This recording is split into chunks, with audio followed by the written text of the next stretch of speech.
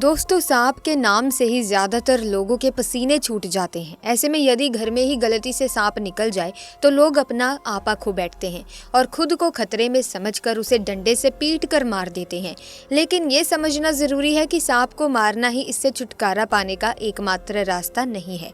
साथ ही हिंदू धर्म के अनुसार भगवान शंकर के गले में सांप विराजमान होने के कारण इसकी हत्या को पाप भी माना गया है।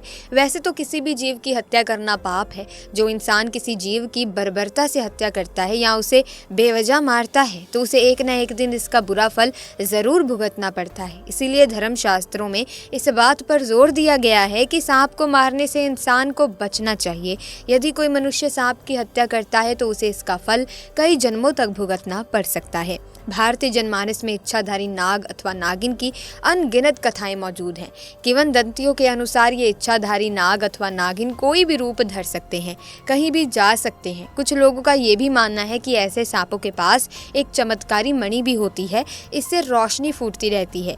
कहते हैं कि जिस भी व्यक्ति के नागमणि हाथ लग जाती है उसकी किस्मत चमक उठती है।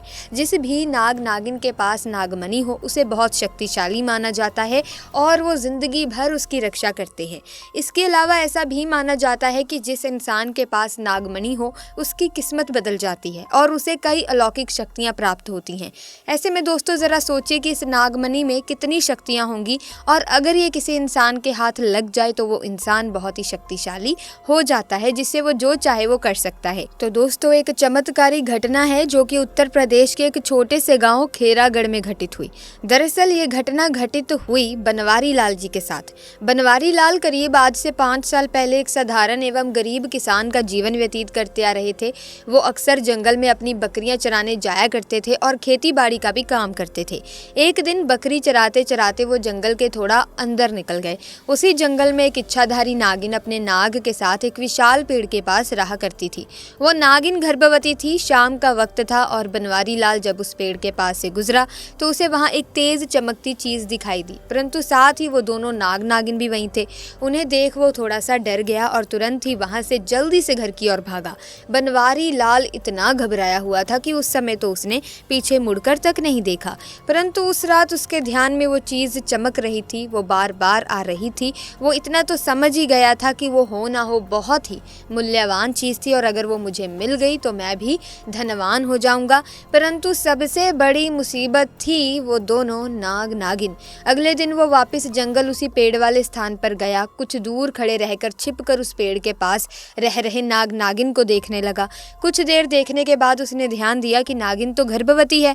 वो उस रात घर आकर सोचने लगा कि ये अच्छा मौका होगा, जब नागिन अपने बच्चे को जन्म देगी तभी वो नागमणि चोरी कर लेगा, क्योंकि उस समय नागिन कमजोर होगी। बस नाग को मारना होगा। दोस्तों कहते हैं कि अगर किसी नाग के मुंह की तरफ गोबर मार दिया जाए तो वो अपना होश खो बैठता है।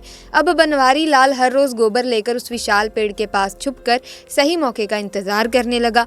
एक दिन वो मौका भी आया जब नागिन अपने बच्चे को जन्म देने वाली थी। तभी चुपके से बनवारी लाल ने नाग के मुंह पर तेजी से गोबर मारा और फिर एक बड़े पत्थर से नाग को मार डाला। फिर उसने नागिन और उसके बच्चों को भी मार डाला और उस मणि को उठाकर जल्दी से घर की तरफ निकल पड़ा। परंतु उधर नागिन किसी तरह से बच गई थी और बस बेहोश पड़ी थी। जब नागिन को होश आया और उसने अपने बच्चे और पति को मरा देखा तो उसके दुख दर्द का ठिकाना नहीं रहा। वो उस समय से गुस्से से पागल हुए जा रही थी और उसने बनवारी लाल से बदला लेने की ठानी। परंतु मणि चली जाने के कारण वो अपनी शक्तियों का प्रयोग नहीं कर सकती थी, परंतु अभी भी वो अपना रूप तो बदल ही सकती थी। इधर बनवारी लाल को जैसे ही मणि मिली उसका पूरा जीवन ही परिवर्तित हो गया। उसकी फसल इस बार काफी अच्छी हुई और काफी महंगे भाव में भी बिकी। उसकी तो जैसे मानो लॉटरी लग गई हो, क्योंकि जो भी वो धंधा कर रहा था उसे हर जगह से लाभ मिल रहा था। और बनवारी लाल को पता था कि ये सब उस चमत्कारी नागमणि का ही कमाल है। गांव में हर जगह उसका नाम था। बनवारी लाल के इस रुतबे को देखकर एक अच्छा रिश्ता बनवारी लाल के लिए उसके पास ही के गांव से आया और गीतांजलि नाम की एक सुंदर स्त्री से उसका विवाह संपन्न हुआ। गीतांजलि अपने पति बनवारी लाल को बहुत प्यार करती थी और बहुत इज्जत देती थी।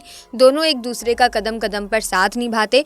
उनकी जोड़ी गांव में मिसाल बन चुकी थी। उधर नागिन भी एक पुरुष का रूप धारण कर जगमोहन नाम से बनवारी लाल के यहाँ उसका मुंशी बन मान गया और बनवारी लाल का विश्वास जीतने लगा।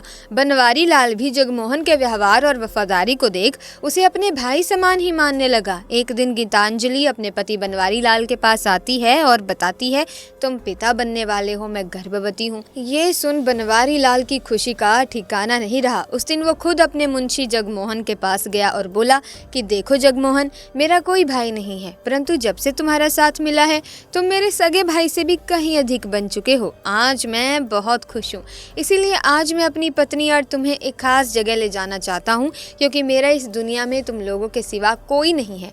और वो अपनी पत्नी और जगमोहन को कार में बिठाकर गांव के एक कोने में ले जाकर कार एक छोटी सी कुटिया के सामने रोकता है और बताता है कि जब वो छोटा था तब इसी कुटिया में उसकी माँ की जान उसे जन्म देते ही चली गई थी।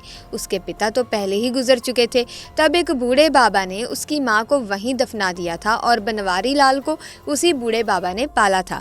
बनवारी लाल बताता है कि जब भी उसके साथ कोई बुरी घटना होती है या वो दुखी होता है तो बस वो इसी कुटिया के पास चला आता है। यहाँ उसे एक अनोखे सुकून का एहसास होता है। बनवारी लाल आगे बताता है कि आज तुम दोनों को मैं इसीलिए यहाँ लाया हूँ क्योंकि तुम दोनों अब मेरी जिंदगी का एक अहम हिस्सा बन चुके हो। दोस्तों, ये सुन सभी की आंखों में पानी भर आता है। कुछ देर रुकने के बाद जब वे वापस पहाड़ी से होते हुए घर को जाते हैं तो अचानक उनकी गाड़ी पहाड़ी पर एक बड़े पत्थर से टकराती है और गाड़ी को जोर का झटका लगता है, जिसके कारण बनवारी लाल तो कार में ही फंसा रहता है, परंतु उसकी पत्नी गीतांजलि पहाड़ से नीचे गिर एक पेड़ पर अटक जाती है और उस पेड़ के ठीक नीचे बहुत ही गहरी खाई थी। दोस्तों, वो रात कार्तिक पूर्णिमा की ही थी। जगमोहन अपनी शक्तियां पाकर पुनः नागिन रूप धारण कर लेता है। बनवारी लाल जगमोहन को देख चौंक जाता है क्योंकि जगमोहन अब नागिन में पुनः बदल गया था। वो नागिन बनवारी लाल को बताती है कि कैसे ठीक इसी तरह वो भी स्थिति में फंसी थी जब बनवारी लाल ने उसका पूरा घर संसार लूट लिया था, उसके पति और बच्चे को मारकर, और आज मेरे पास बदला लेने का एक अच्छा मौका है। बनवारी लाल घायल गाड़ी में फंसा हुआ था। रो रो कर नागिन को बोलता है कि भले मेरी जान ले लो परंतु मेरी पत्नी गर्भवती है, उसे छोड़ दो। परंतु तभी उस नागिन को अपनी वही स्थिति याद आती है कि क्या होता है जब कोई अपना छिन जाता है। ये जिंदगी का सबसे बड़ा दुख होता है। नागिन ने बनवारी लाल का उसकी पत्नी के प्रति सच्चा प्यार देख उसे माफ कर दिया और गीतांजलि को उस पेड़ से निकाल बचा लिया तथा दोनों को हॉस्पिटल छोड़ खुद वापस जंगल में उसी विशाल पेड़ के पास चली गई। जब बनवारी लाल हॉस्पिटल से स्वस्थ होकर अपनी पत्नी के साथ घर वापस लौटा तो उसे अपनी गलती का एहसास हुआ और उसने जाना कि उसने कितनी बड़ी गलती करी है।